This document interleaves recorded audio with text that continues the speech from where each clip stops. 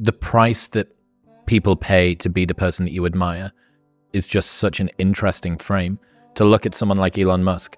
My mind is a storm. I don't think most people would want to be me. The price that you would have to pay in order to be me is not one that you would. But you're one of the richest men on the planet, and you get to, dance on stage and release cars that are bulletproof and put rockets in space and stuff. Well, yeah, but what about all of the baggage? What's the price? What's the entry price? He also appears to me to be hyper conscientious, and I know people who've worked with him.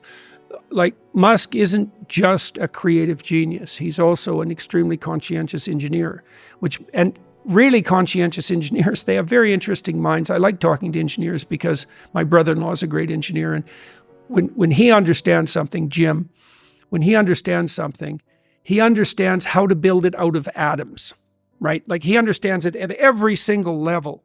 And Musk appears to me to be someone who's this rare combination of hyper creative, but also hyper conscientious. And I know that he works all the time. Yeah. Does that sort of hypertrophied executive function help to wrangle some of the diffuse creative energy? Oh, we're going to put it into this one thing, at least for a while, and then we'll move on to another thing.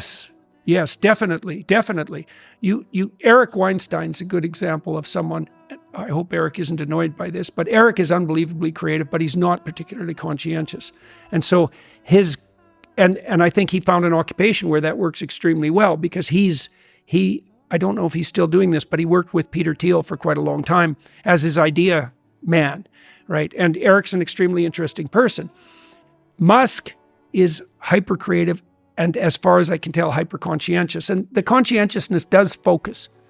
And that lots of people who are creative aren't conscientious. Well, it's rare. Like, if you're there's no correlation between creativity and conscientiousness.